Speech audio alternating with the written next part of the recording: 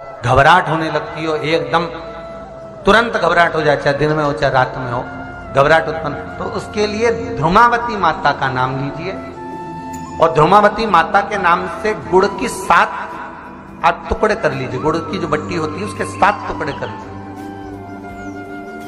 और ध्रुमावती माता के नाम से जहां पर गौरी और शंकर दोनों विराजमान हो, तो शंकर भगवान का जहां शिवलिंग हो और शिवलिंग के साथ में पार्वती जी शंकर के साथ नीचे ही बैठी हो, सामने दीवार पर या ऊंचाई पर ना।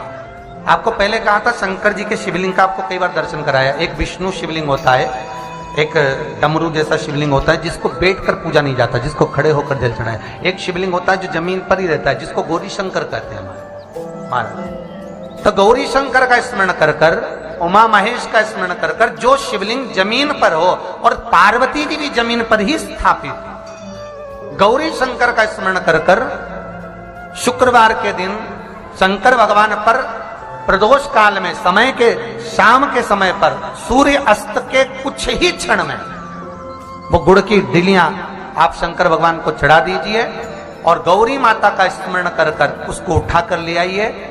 जिस दिन उठाकर लेकर आए, शनिवार, रविवार, सोमवार, मंगलवार, ऐसे 7 दिन लगातार दरवाजे के बाहर उसी शिव मंदिर के द्वार पर बैठकर आप वो गुड़ की डली को खा लीजिए।